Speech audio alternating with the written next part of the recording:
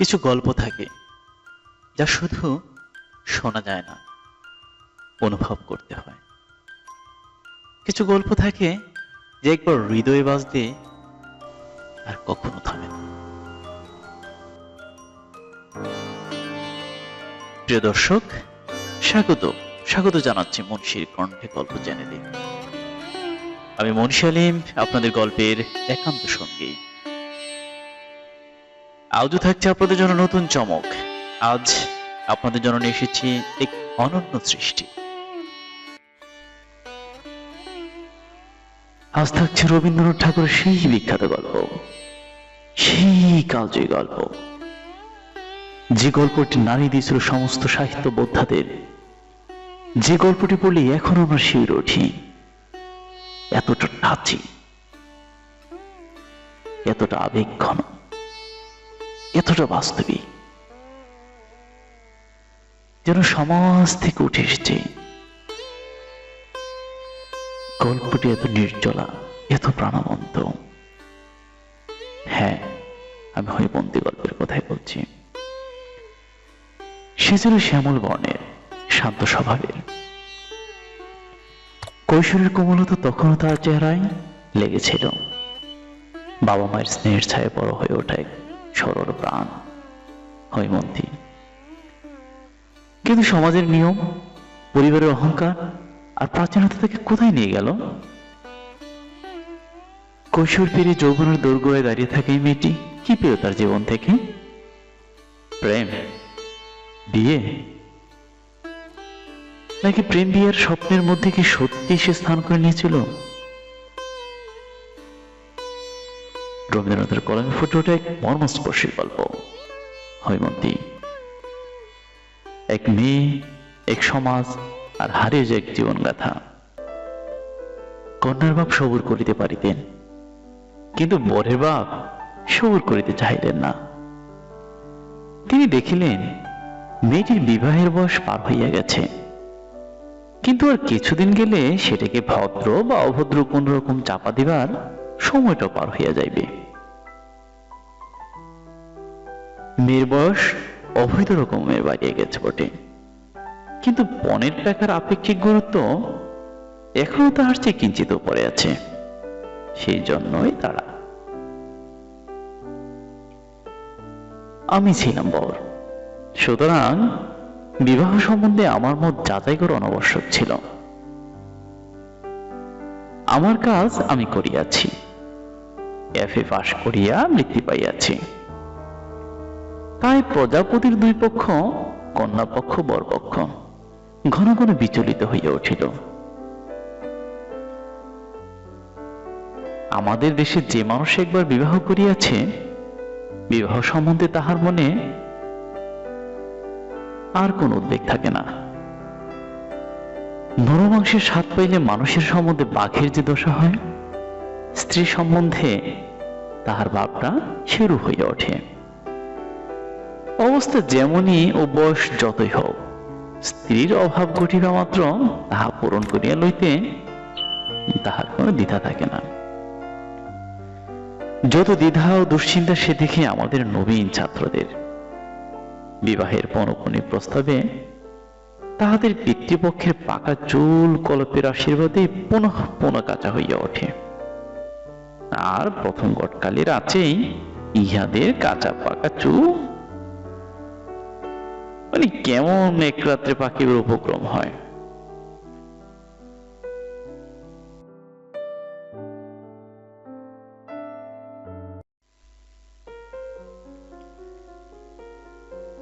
সত্যি বলিতেছি, আমার মনে এমন বিষম উদ্বেগ জন্মে নাই, বরঞ্চ বিবাহের কথায় আমার মনের মধ্যে যেন দক্ষিণে হাওয়া দিতে লাগিল। কৌতূহলী কল্পনার কিশলয়গুলোর মধ্যে একটা যেন কানাকানি পড়িয়া গেল, যাকে বার্কের ফ্রেঞ্চ রেভলিউশনের মোট ৫-৭ খাতা মুখস্থ করিতে হইবে। তাহার পক্ষে ভাবটা দোষের। আমার লেখা যদি টেক্সট বুক কমিটির অনুমোদিত হইবার কোনো আশঙ্কা থাকিত, তবে সাবধান হইতাম। কিন্তু এ কি করিতেছি?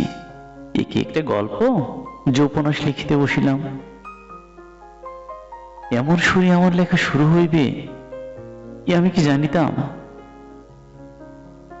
মনে ছিল কয় বছরের বেদনার যে মেঘ কালো হইয়া জমিয়া উঠিয়াছে, তাহাকে বৈশাখ সন্ধ্যার ঝোড়ো বৃষ্টির মতো প্রবল বর্ষণে নিঃশেষ করিয়া দেব। কিন্তু না পারিলাম বাংলা শিশু পাঠ্য বই লিখিতে, না পারিলাম অন্য কিছু। কারণ সংস্কৃত মুগ্ধবোধ ব্যাকরণ আমার পড়া নাই। আর না পারিলাম কাব্য রচনা করিতে, কারণ মাতৃভাষা আমার জীবনের মধ্যে এমন পুষ্পিত হয়ে ওঠে নাই, যাহাতে নিজের অন্তরকে বাইরে টানিয়া নিতে পারি। সেই জন্যই দেখিতেছি আমার ভিতরকার সস্যাঞ্চারী সন্ন্যাসীটা অট্টহাস্যে আপনাকে আপনি পরিহাস করতে বসিয়াছে। না করিয়া করিবে কি? দাহার যে অস্ত্র শুকাইয়া গেছে, জ্যৈষ্ঠীর খররুদ্রিত জ্যৈষ্ঠীর অস্ত্র শূন্য রোদন। আমার সঙ্গে যাহার বিবাহ হইয়াছিল তাহার সত্য নামটা দিব না, কারণ পৃথিবীর ইতিহাসে তাহার নামটি লইয়া প্রত্নতাত্ত্বিকদের মধ্যে বিবাদের কোনো আশঙ্কা নাই। যে তাম্র শাসনে তাহার নাম খোদাই করা আছে, সেটা আমার হৃদয় পট। কোন কালে সে পট এবং সে নাম বিলুপ্ত হইবে এমন কথা আমি মনে করিতে পারি না।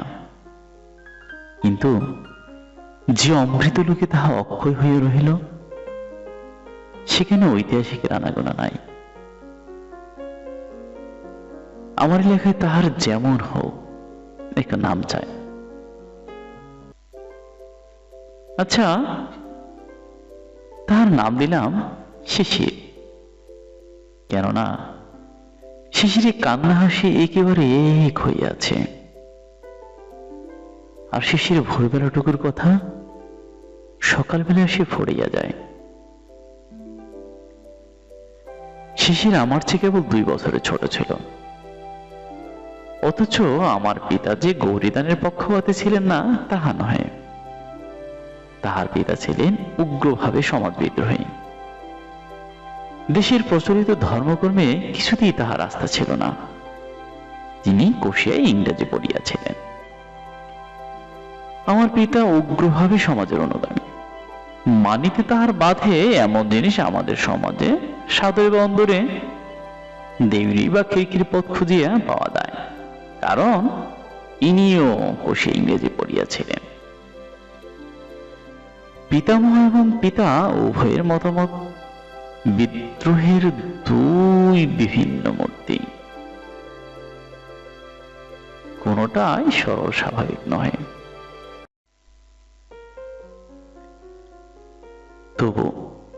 তবু বুড়ো বয়সে মেয়ের সঙ্গে বাবা যে আমার বিবাহ দিলেন, তাহার কারণ মেয়ের বয়স বড় বলিয়াই বনের অঙ্কটাও বড়।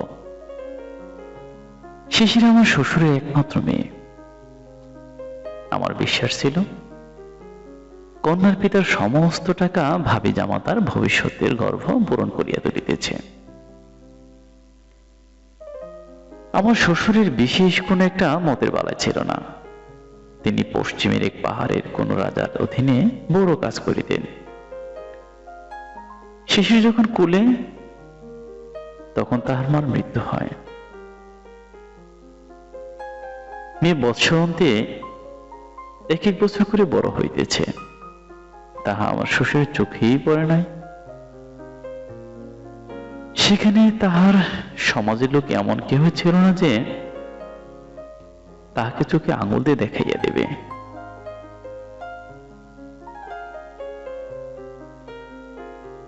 শিশিরের বয়স যত সময় 16 হইল, কিন্তু সেটা স্বভাবের 16, সমাজের 16 নহে। কেউ তাকে আপন বয়সের জন্য সতর্ক হইতে পরামর্শ দেয় নাই, সেও আপন বয়সের দিকে ফিরিয়াও তাকাইত না। কলেজে 3য় বৎসরে পা দিয়াছি।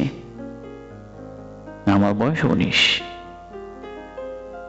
এমন সময় আমার বিবাহ হইল।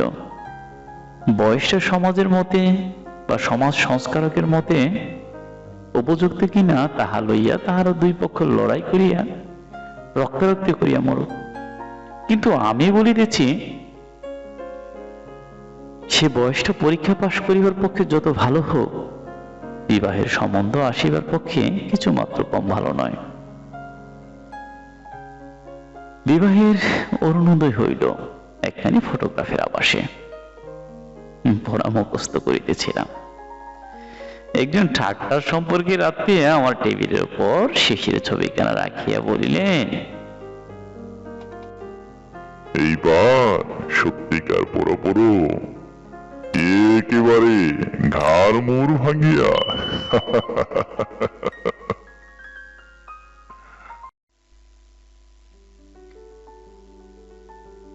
কোন একজন আনাড়ি কারিগরের তোলা ছবি।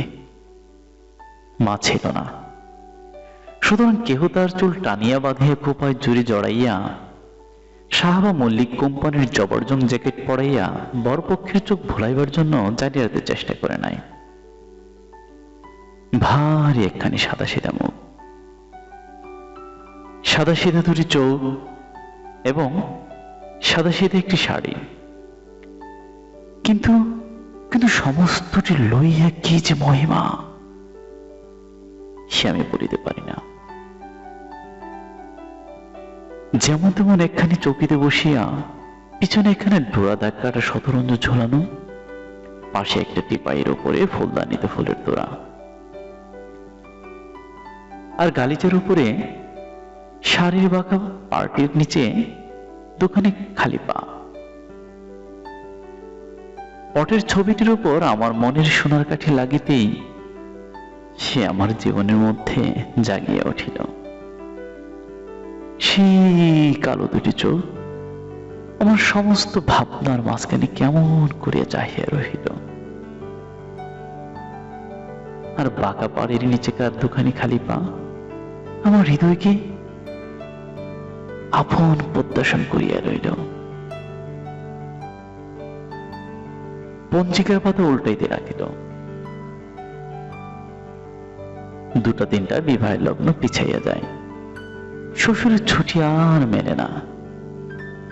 ওদিকে সামনে একটা অকাল। 4-5টা মাস জুড়িয়া আমার আইবুড়ো বয়সের সীমানাটাকে 19 বছর হইতে অনর্থক 20 বছর দিকে ঠেলিয়া দিবার চক্রান্ত করিতেছে। শ্বশুর এবং তাহার মনিবের উপর রাগ হইতে লাগিল। যা হোক, অকালের ঠিক পূর্ব লগ্নটাতে আসিয়া বিবাহের দিন ঠেকিল। সেদিনকার সানাইয়ের প্রত্যেকটা তানটি যে আমার মনে পড়িতেছে। সেদিনকার প্রত্যেক মুহূর্তটিকে আমি আমার সমস্ত চৈতন্য দিয়ে স্পর্শ করিয়াছি। আমার সেই 19 বছরের বয়সটি আমার জীবনে অক্ষয় হইয়া থাকে। বিবাহ সভায় চারদিকে হট্টগোল, তাহারই মাঝখানে কন্যার কোমল হাতখানি আমার হাতের উপর পড়িল। এমন আশ্চর্য আর কি আছে? আমার মন বারবার করে বলিতে লাগিল, আমি পাইলাম, আমি ইহাকে পাইলাম। কাহাকে পাইলাম? এই যে দুর্লভ, এই যে মানবী, ইহার রসের কি অন্ত আছে?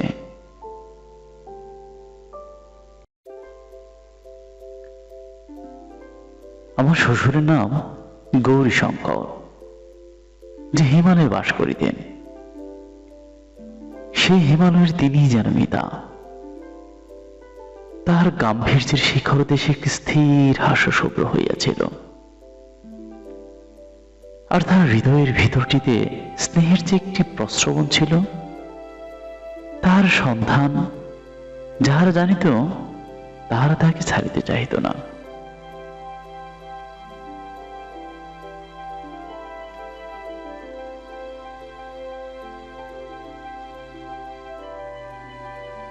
কর্মক্ষেত্রে ফিরিবার পূর্বে আমার শ্বশুর আমাকে ডাকিয়ে বলিলেন, বাবা, আমার মেয়েটিকে আমি 17 বছর ধরিয়ে জানি, আর তোমাকে এই কোটি দিন মাত্র জানিলাম। তবু তো তোমার হাতেও রহিল। যে ধন দিলাম তার মূল্য যেন বুঝিতে পারো, ইহার বেশি আশীর্বাদ আর নাই। তাহার বেহাই বেহান সকলেই তাহাকে বারবার করিয়া আশ্বাস দিয়া বলিলেন, বেহাই, মনে কোনো চিন্তা রাখিও না। তোমার মেয়েটি যেমন বাপকে ছাড়িয়ে আসিয়াছে, এখানে তেমনি বাপা উভয়কেই পাইল। তারপরে শ্বশুর মশাই মেয়ের কাছে বিদায় লইবার বেলা হাসিলেন, বলিলেন, বুড়ি, চলিলাম। তোর এখানে মাত্রই বাপ। আজ হইতে ইহার যদি কিছু খোয়া যায় বা চুরি যায় বা নষ্ট হয়, আমি তাহার জন্য দায়ী নই। মেয়েটি বলিল,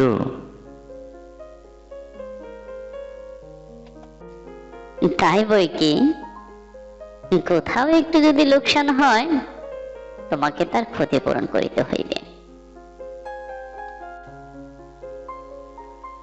অবশেষে নিত্য তাহার যেসব বিষয়ে বিভ্রাট ঘটে, বাপকে সে সম্বন্ধে সে বারবার সতর্ক করিয়া দিল। আহার সম্বন্ধে আমার শ্বশুরের যথেষ্ট সংযম ছিল না, গুটি কয়েক অপত্য ছিল। তাহার প্রতি তাহার বিশেষ আসক্তি বাপকে সেই সমস্ত প্রলোভন হইতে যথাসম্ভব ঠেকাইয়া রাখা মেরে কাজ ছিল। তা সে বাপের হাত ধরিয়া উদ্বেগের সহিত বলিল, বাবা, তুমি আমার কথা রেখো, রাখবে? বাবা হাসিয়া কহিলেন, মানুষ পণ করে পণ ভাঙিয়ে ফেলিয়া হাফ ছাড়িবার জন্য। অতএব কথা না দেয় সবচেয়ে নিরাপদ। তাহার পরে বাপ চলিয়া আসিলে ঘরে কপাট পড়িল। তাহার পরে কি হইল কেহ জানে না। বাপ ও মেয়ের অস্ত্রহীন বিদায়। ব্যাপার পাশের ঘর হইতে কৌতূহলী অন্তঃপুরিকার দল দেখিল ও শুনিল। অবাক কাণ্ড! খুট্টার দেশে থাকিয়া খুট্টা হইয়া গিয়াছে, মায়া মমতা একেবারে নাই। আমার শ্বশুরের বন্ধু বনমালী বাবুই আমাদের বিবাহের ঘটকারি করিয়াছিলেন। তিনি আমাদের পরিবারেরও পরিচিত। তিনি আমার শ্বশুরকে বলিয়াছিলেন, সংসারে তোমার তো ওই একটি মেয়ে, এখন ইহাদের পাশে বাড়ি লইয়া এইখানে জীবনটা কাটাও। তিনি বলিলেন, যাহা দিলাম তাহা উজাড় করিয়াই দিলাম। এখন ফিরিয়া তাকাইতে গেলে দুঃখ পাইতে হইবে। অধিকার ছাড়িয়া দিয়া অধিকার রাখিতে যাইবার মতো এমন বিড়ম্বনা আর নাই।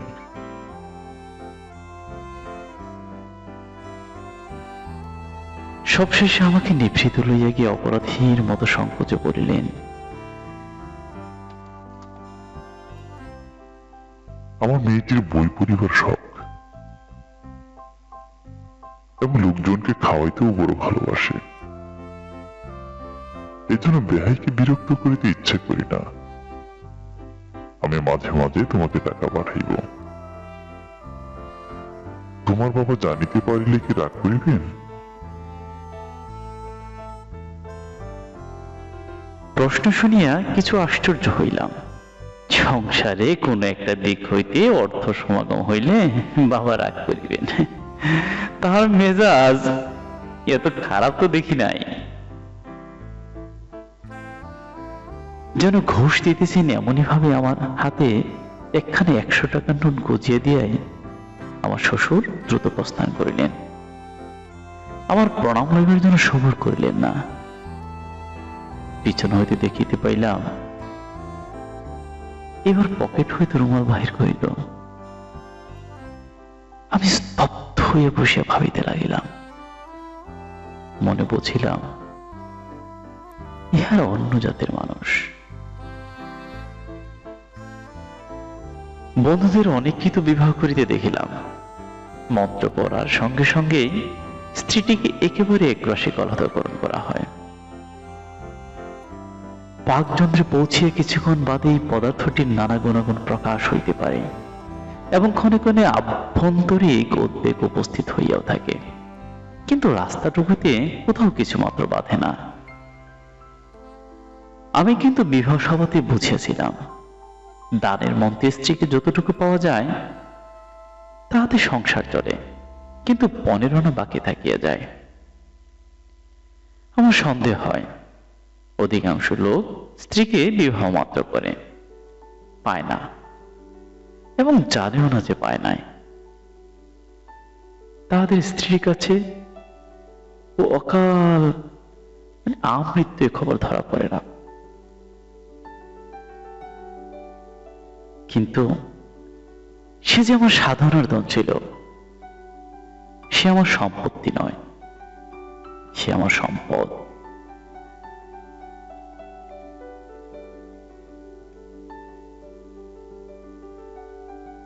শিশির, না, এই নামটার ব্যবহার করা চলিল না। এ কিন্তু এটা তাহার নাম নয়, তাহাতে এটা তাহার পরিচয় নহে। সে সূর্যের মতদ্রব, সে ক্ষণজীবিনী, উষার ভিতর অশ্রুবিন্দুট নয়। কি হইবে গোপন রাখিয়া? তাহার আসল নাম হৈমন্তী। দেখিলে আমি 17 বছরের মেয়েটির উপর যৌবনের সমস্ত আলবাসে পড়িয়াছে, কিন্তু এখনো কৈশোরের কোল হইতে সে জাগিয়া ওঠে নাই।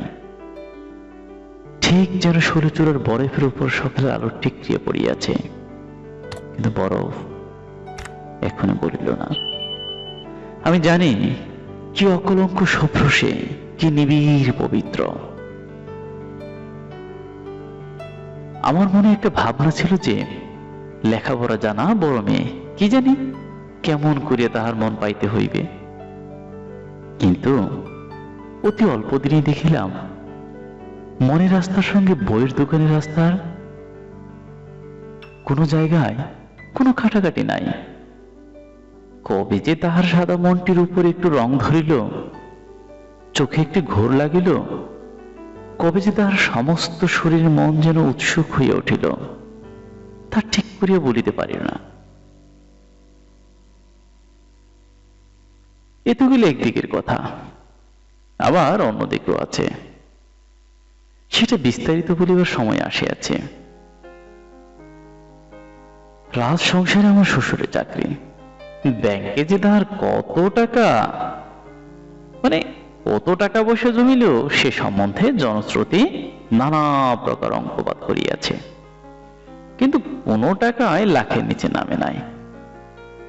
ইহার ফল হইয়াছিল এই যে তাহার পিতার দর যেমন যেমন বাড়িল, হৈমের আদরে তেমনই বাড়িতে লাগিল। আমাদের ঘরের কাজকর্ম রীতি পদ্ধতি শিখে লইবার জন্য সে ব্যগ্র, কিন্তু মা তাহাকে অত্যন্ত স্নেহে কিছুতেই হাত দিতে দিলেন না। এমনকি হৈমর সঙ্গে পাহাড় হইতে যে দাসী আসিয়াছিল, যদিও তাহাকে নিজেদের ঘরে ঢুকিতে দিতেন না, তবু তাহার জাত সম্বন্ধে প্রশ্নমাত্র করিলেন না। পাশে বিশ্রী একটা উত্তর শুনিতে হয়।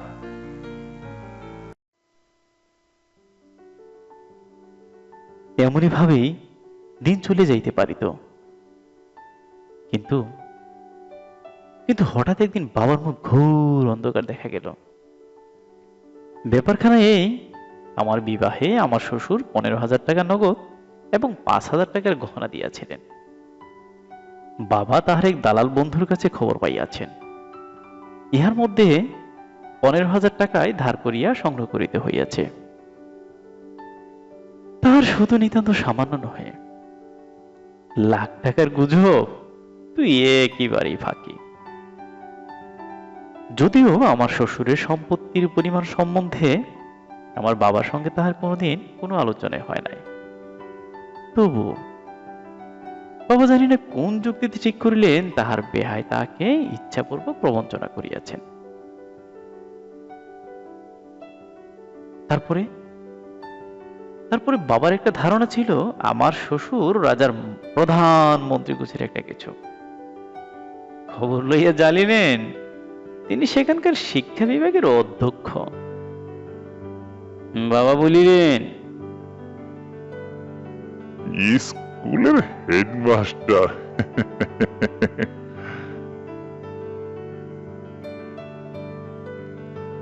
সংসারে ভদ্রপদ যতগুলো আছে তাহার মধ্যে সবচেয়ে উঁচা। বাবার বড় আশা ছিল শ্বশুর আজবাদে কাল যখন অবসর লইবেন তখন আমি রাজমন্ত্রী হইব। এমন সময় রাস উপলক্ষে দেশের কুটুম্বরা আমাদের কলিকাতার বাড়িতে আসিয়া জমা হইলেন। কন্যাকে দেখিয়া তাহাদের মধ্যে একটা কানাকানি পড়িয়া গেল। কানাকানি ক্রমে অস্ফুট হইতে স্ফুট হইয়া উঠিল। দূর সম্পর্কের কোন এক দিদিমা বলিয়া উঠিলেন, ওরা কপাল আমার, নাত বউ যে বয়সে আমাকেও হার মানাইল। আরেক দিদিমা শ্রেণী বলিলেন, আমাদেরই যদি হার না মানাইবে তবে অপু বাহির হইতে বউ আনিতে যাইবে কেন? আমার মা খুব জোরের সঙ্গে বলিয়া উঠিলেন, ও মা, সে কি কথা? বৌমার বয়স সবে 11 বই তো নয়, এই আসছে ফাল্গুনে 12 পা দেবে। গোটার দেশে ডাল রুটি খাইয়া মানুষ, তাই ওর বারন্ত হইয়া উঠিয়াছে। দিদিমারা বলিলেন, বাছা, এখনো চোখে এত কম তো দেখি না। কন্যা পক্ষ নিশ্চয়ই তোমাদের কাছে বয়স ভাড়াইয়াছে। মা বলিলেন, আমরা যে গোষ্ঠী দেখিলাম। কথাটা সত্য, কিন্তু গোষ্ঠীতেই প্রমাণ আছে মেয়ের বয়স 17। প্রবীণারা বলিলেন, গোষ্ঠীতে কি আর ফাঁকি চলে না? এই লইয়া ঘোর তর্ক, এমনকি বিবাদ হইয়া গেল। এমন সময় সেখানে হৈম আসিয়া উপস্থিত। কোন এক দিদিমা জিজ্ঞাসা করিলেন, না দেব, তোমার বয়স কত বলো তো? মা তাহাকে চোখ টিপে ইশারা করিলেন। হৈম তাহার অর্থ বুঝিল না, বলিল, 17। মা ব্যস্ত হইয়া বলে উঠিলেন, তুমি জানো না? হৈম কহিল, আমি জানি, আমার বয়স 17। দিদিমারা পরস্পর গা টেপাটেপি করিলেন। বধূর নির্বুদ্ধিতে রাগে উঠিয়া মা বলিলেন, তুমি তো সব জানো। তোমার বাবা যে বলিলেন তোমার বয়স 11। হৈম চমকিয়া কহিল, বাবা বলিয়াছেন? কখনো না। মা কহিলেন, অবাক করিল। বেহাই আমার সামনে নিজের মুখে বলিলেন, আর মেয়ে বলে কখনো না। এই বলিয়া আরেকবার চোখ টিপিলেন। এবার হৈম ইশারার মানে বুঝিল। স্বর আরো দৃঢ় করিয়া বলিল,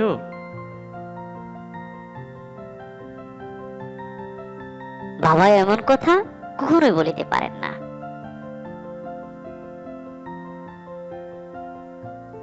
মা গলা চড়াইয়া বলিলেন, তুই তুই আমাকে মিথ্যাবাদী বলিতে চাস? হৈম বলিল, আমার বাবা তো কখনোই মিথ্যা বলেন না। ইহার পরে মা যতই গালি দিতে লাগিলেন, কথাটার গালি ততই গড়াইয়া ছড়াইয়া চারদিকে লিপিয়া গেল। মা রাগ করিয়া বাবার কাছে তাহার বধূর মূঢ়তা এবং ততোধিক একঘেয়েমির কথা বলিয়া দিলেন। বাবা হৈমকে ডাকিয়া বলিলেন, আই বড় মেয়ের বয়স 17, এটা কি খুব একটা গৌরবের কথা? তাই ঢাক পিটিয়ে বেড়াইতে হইবে? আমাদের এখানে ঔষধ চলিবে না, বলিয়া রাখিতেছি। হায় রে, তার বৌমার প্রতি বাবার সেই মধুমাখা পঞ্চম স্বর আজ একেবারে এমন বাস খাই খাতে নামিল কেমন করিয়া? হৈম ব্যথিত হয়ে প্রশ্ন করিল, কেহ যদি বয়স জিজ্ঞাসা করে কি বলিব? বাবা বলিলেন, মিথ্যা বলিবার দরকার নাই। তুমি বলিও আমি জানি না, আমার শাশুড়ি জানেন। কেমন করিয়া মিথ্যা বলিতে না হয় সেই উপদেশ শুনিয়া হৈম এমন ভাবে চুপ করিয়া রহিল যে বাবা বুঝিলেন তার শুধু উপদেশটা একেবারে বাদের খরচ হইল। হৈমর দুর্গতিতে দুঃখ করিব কি, তাহার কাছে আমার মাথা হেট হইয়া গেল। সেদিন দেখিলাম শরৎ প্রভাতের আকাশের মতো তাহার চোখের সেই সরলতার দৃষ্টি একটা কি সংশয়ে ম্লান হইয়া গেছে। ভীত হরিণীর মতো সে আমার মুখের দিকে চাহিল, ভাবিল আমি ইহাদিগকে চিনি না।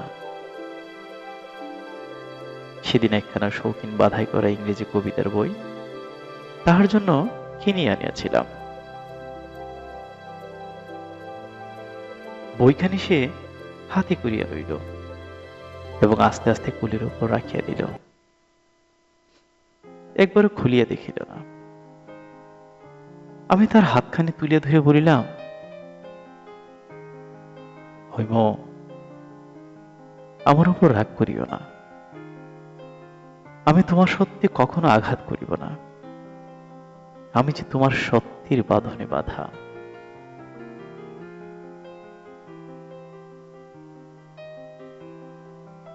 হৈম কিছু না বলিয়া একটুখানি হাসিল। সে হাসি বিধাতা যাহাকে দিয়াছেন তাহার কোনো কথা বলিবার দরকার নাই। পিতার আর্থিক উন্নতির পর হইতে দেবতার অনুগ্রহকে স্থায়ী করিবার জন্য নতুন উৎসাহে আমাদের বাড়িতে পূজার জোড়া চলিতেছে। এই পর্যন্ত যে সমস্ত ক্রিয়াকর্মে বাড়ির বধূকে ডাক পড়ে নাই। নতুন বধূর প্রতি একদিন পূজা সাজাইবার আদেশ হইল। সে বলিল, মা, বলিয়া দাও কি করিতে হইবে। ইহাতে কাহার মাথায় আকাশ ভাঙিয়া পড়িবার কথা নয়, কারণ সকলেরই জানা ছিল মাতৃহীন কন্যা, প্রবাসী মানুষ। কিন্তু কেবলমাত্র হৈমকে লজ্জিত করায় এই আদেশের হেতু। সকলেই গালে হাত দিয়া বলিল, ও মা, এ কি কাণ্ড! এ কোন নাস্তিকের ঘরের মেয়ে! এবারে সংসার হইতে লক্ষ্মী ছাড়িল, আর দেরি নাই। ছে ছে ছে ছে ছে ছে। এই উপলক্ষে হৈমর বাপের উদ্দেশ্যে যাহা না বলিবার তাহা বলা হইল।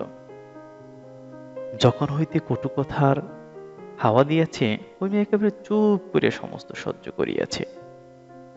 একদিনের জন্য কাহার সামনে সে চোখের জলও ফেলে নাই। আজ তার বড় বড় দুই চোখ ভাসাইয়া দিয়া জল পড়িতে লাগিল। সে উঠিয়া দাঁড়াইয়া বলিল, আপনারা জানেন সে দেশে আমার বাবাকে সকলে ঋষি বলে।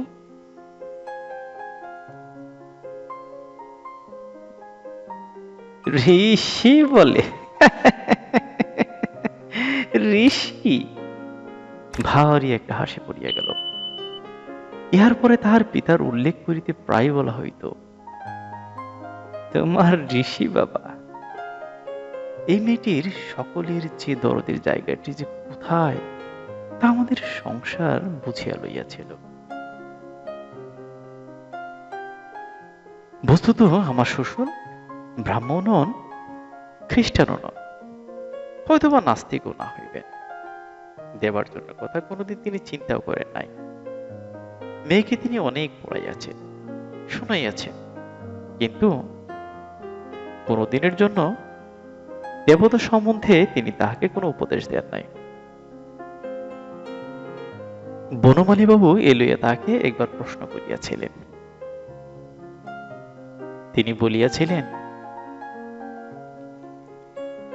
আমি যাহা বুঝি না তাহা শিখাইতে গেলে কেবল কপটতা শেখানো হইবে। অন্তঃপুরে হৈমের একটি প্রকৃত ভক্ত ছিল। সে আমার ছোট বোন নারায়ণী।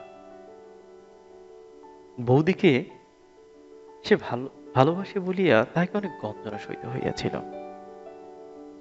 সংসার যাত্রায় হৈমর সমস্ত অপমানের পালা আমি তাহার কাছে শুনিতে পাইতাম। একদিনের জন্য আমি হৈমর কাছে শুনি নাই। এসব কত সংকোচে সে মুখে আনিতে পারিত না। সে সংকোচ নিজের জন্য নহে।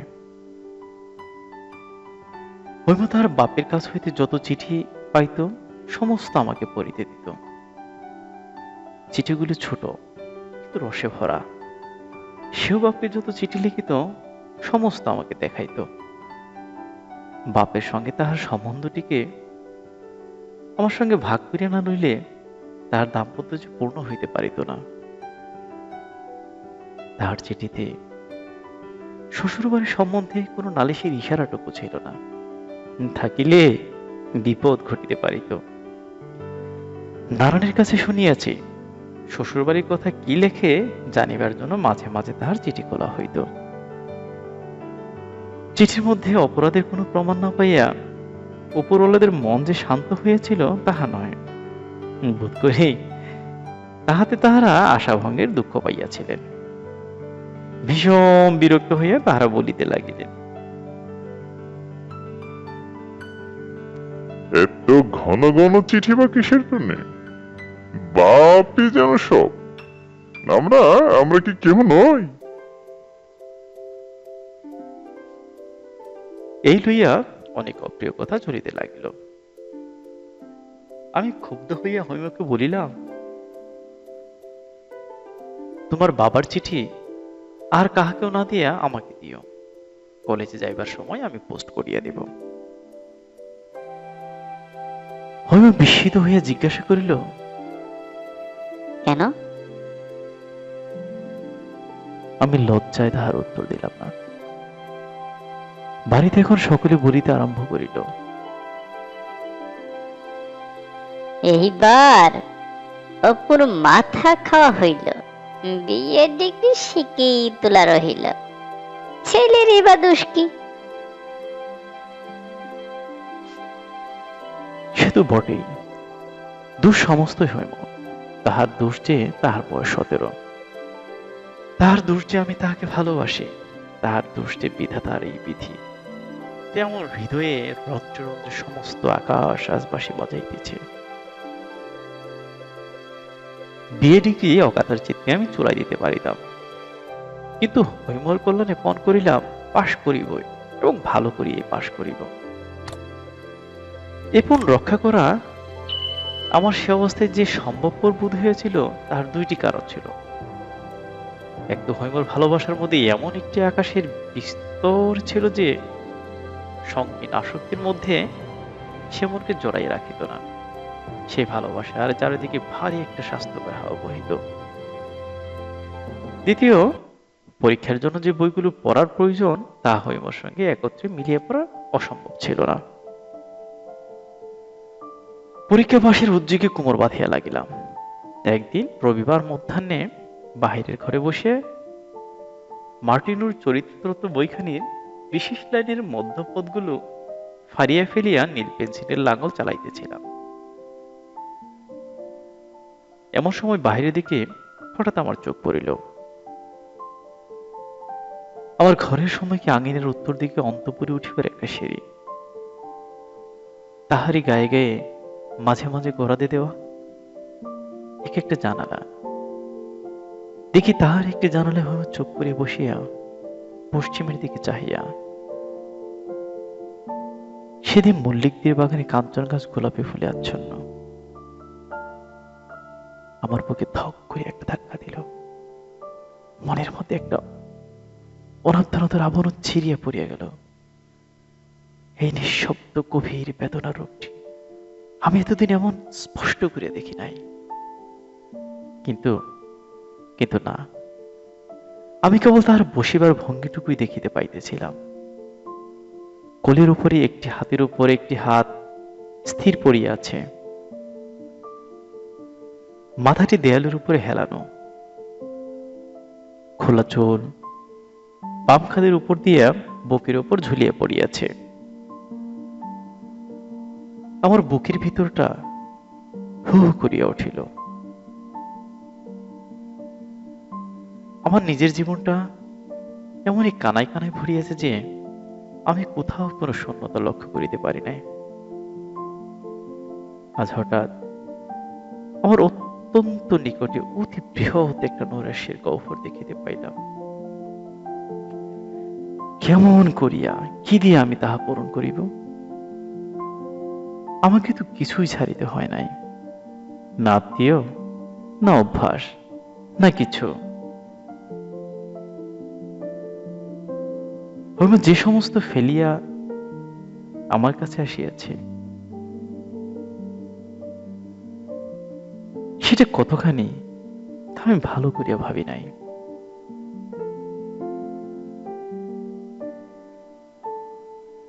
আমাদের সংসারে অপমানের কণ্ঠস্বর এসে বসিয়া সে সময় আমিও তাহার সঙ্গে ভাগ করিয়া লইয়াছি। সেই দুঃখে হইবার সঙ্গে আমার যোগ ছিল, তাহাতে আমাদিগকে পৃথক করে নাই। কিন্তু এই গিরিনন্দিনী 17 বৎসর কাল অন্তরে বাহিরে কত বড় একটা মুক্তির মধ্যে মানুষ হইয়াছে। কি নির্মল সত্ত্বে এবং উদারলকে তাহার প্রকৃতি এমন ঋজু শুভ্র ও সবল হইয়া উঠিয়াছে, তাহা হইতে হইম যে কিরূপ নিরতিশয় এই নিষ্ঠুরূপে বিচ্ছিন্ন হইয়াছে এতদিন তাহা আমি সম্পূর্ণ অনুভব করিতে পারি নাই। কেননা সেখানে তাহার সঙ্গে আমার সমান আসন ছিল না। হইম যে অন্তরের মুহূর্তে মুহূর্তে মরিতেছিল, তাকে আমি সব দিতে পারি কিন্তু মুক্তি দিতে পারি না। তা আমার নিজের মধ্যে কোথায়? সেজন্যই কলিকাতার গলিতে ওই গোড়াদের ফাঁক দিয়ে নির্বাক আকাশের সঙ্গে তার নির্বাক মনের কথা হয়। এবং এক একদিন রাত্রে হঠাৎ জাগে উঠে দেখি সে বিছানায় নাই। হাতের উপর মাথা রাখিয়া আকাশ ভরা তারার দিকে মুখ তুলিয়া ছাদে শুইয়া আছে। মার্টিনো পড়িয়া রহিল। ভাবিতে লাগিলাম, কি করি? শিশুকাল হইতে বাবার কাছে আমার সংকোচের অন্ত ছিল না। কখনো মুখোমুখি তাহার কাছে দাঁড়াবার কিংবা দরবার করিবার সাহস বা অভ্যাস আমার ছিল না।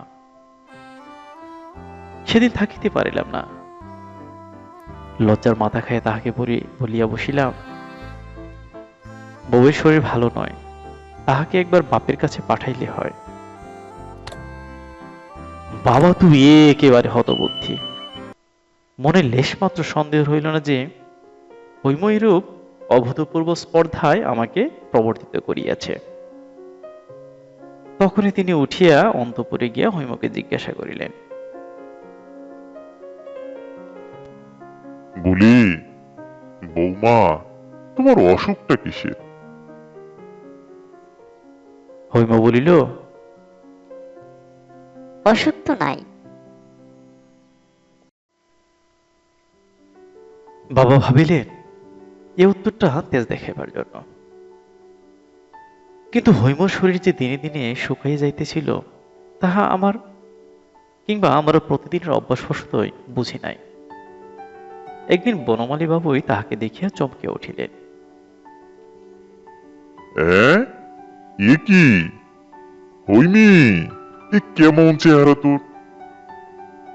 অসুখ টসুখ করে নাই তো? হৈম কহিল, না। এই ঘটনার দিন দশেক পরেই বলা নাই কওয়া নাই হঠাৎ আমার শ্বশুর আসিয়া উপস্থিত। হৈমের শরীরের কথাটা নিশ্চয়ই বনমালী বাবুই তাহাকে লিখিয়াছিলেন। বিবাহের পর বাপের কাছে বিদায় লইবার সময় মেয়ে আপনার অস্ত্র চাপিয়া নিয়াছিল। এবার মিলনের দিন বাপ যেমনি তাহার চিবুক ধরিয়া মুক্ত তুলিয়া ধরিলেন, অমনি হৈমের চোখের জল আর মানা মানিল না। বাপ একটি কথা বলিতে পারিলেন না, জিজ্ঞাসা পর্যন্ত করিলেন না, কেমন আছিস? আমার শ্বশুর তার মেয়ের মুখে এমন একটা কিছু দেখিয়াছিলেন যাহাতে তার বুক ফাটিয়া গেল।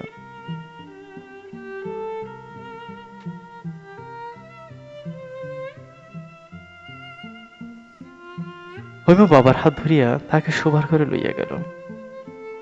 অনেক কথা সে জিজ্ঞাসা করিবার আছে। তাহার বাবারও যে শরীর ভালো দেখাইতেছে না। বাবা জিজ্ঞাসা করিলেন, বুড়ি, আমার সঙ্গে যাবি? হৈম কাঙ্গলের মতো বলিয়া উঠিল, যাব। বাবা বলিলেন, আচ্ছা, সব ঠিক করিতেছি। শ্বশুর যদি অত্যন্ত উদ্বিগ্ন হইয়া না থাকিতেন তাহা হইলে এই বাড়িতে ঢুকে বুঝিতে পারিতেন এখানে তাহার আর সেদিন নাই। হঠাৎ তাহার আবির্ভাবকে উপদ্রব মনে করিয়া বাবা তো ভালো করে কথাই কহিলেন না। আমার শ্বশুরের মনে ছিল তার বেহাইয়া একদা তাহাকে বারবার আশ্বাস দিয়াছিলেন যে যখন তার খুশি মেয়েকে তিনি বাড়ি লইয়া যাইতে পারিবেন। এ সত্যের অন্যথা হইতে পারে সে কথা তিনি মনেও আনিতে পারেন নাই।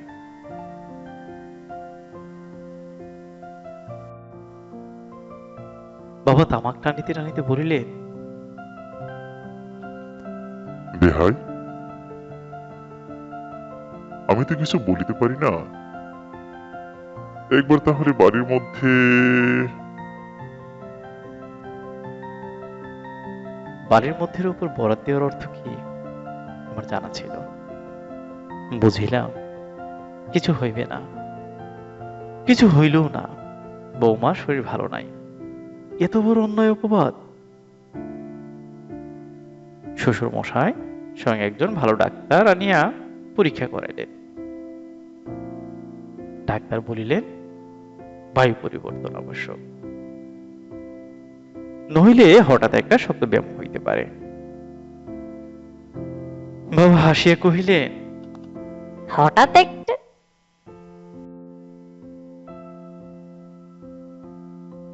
বাবা হাসিয়া কহিলেন,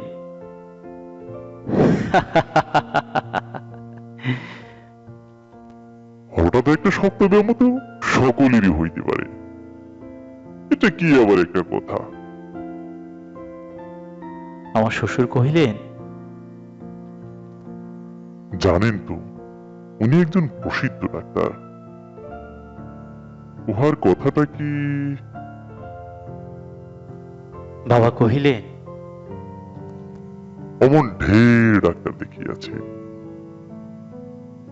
দক্ষিণার জুড়ে সকল পণ্ডিতের কাছে সব বিধান মেলে।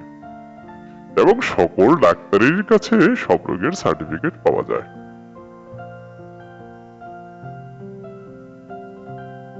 এই কথাটা শুনিয়ে আমার শ্বশুর একেবারে স্তব্ধ হইয়া গেলেন। হৈমা বুঝিল তাহার বাবার প্রস্তাব অপমানের সহিত আগ্রাহ্য হইয়াছে। তাহার মন একেবারে কাঠ হইয়া গেল। আমি আর সহিতে পারিলাম না। বাবার কাছে গিয়ে বলিলাম, হৈমকে আমি লইয়া যাইব। বাবা গর্জিয়া উঠিলেন, বটে রে, বটে রে। ইত্যাদি ইত্যাদি।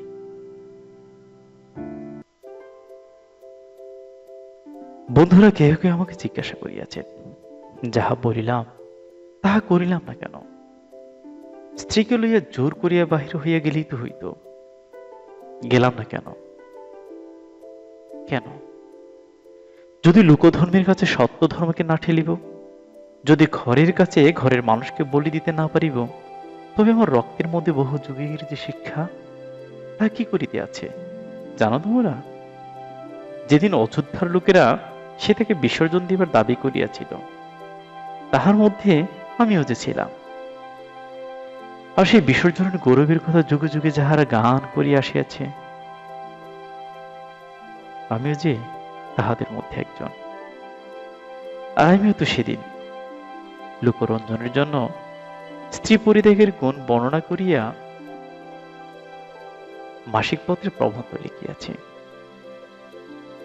বুকের রক্ত দিয়ে আমাকে যে একদিন দ্বিতীয় সীতা বিসর্জনের কাহিনী লিখিতে হইবে, সে কথা কে জানিত? পিতায় কন্যায় আরেকবার বিদয়ক্ষণ উপস্থিত হইল। এইবারও দুজনের মুখে হাসি। কন্যা হাসিতে হাসিতে বৎসরা করে বলিল,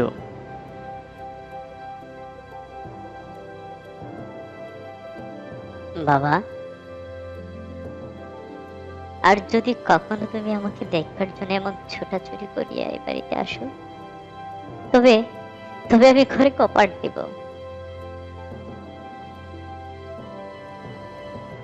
বাবা হাসিতে হাসিতে বলিলেন,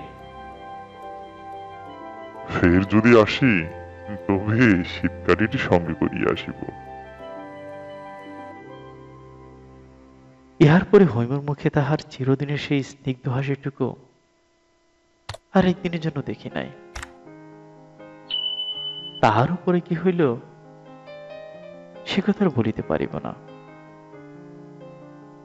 শুনিতেছি মা পাত্রী সন্ধান করিতেছেন। হয়তো একদিন মারণও তাগ্রাহ্য করিতে পারিব না, ইহাও সম্ভব হইতে পারে। কারণ থাক, আর কাজ কি? এত হৃদয় প্রায়, এত হৃদয় স্পর্শী। আপনি যখন একা একা শুনবেন, নীরব নিস্তব্ধ মুহূর্তে, দেখবেন আপনার ভালো লাগা অন্যরকম ভাবে কাজ করছে। আচ্ছা, আপনাদের কারো জীবনে কি এরকম কোনো ঘটনা আছে, এরকম কোনো অপূর্ণতা আছে? লিখুন না কমেন্ট অপশনে। শুনতে চাই আপনাদের কথা, জানতে চাই আপনাদের কথা। সর্বোপরি গল্পটি কেমন লাগলো, আপনার মূল্যবান মন্তব্য কমেন্ট অপশনে। আজ এ পর্যন্তই।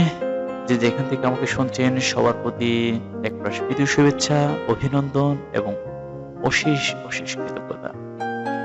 আবার দেখা হবে নতুন কোন এপিসোডে, নতুন কোন গল্প নিয়ে।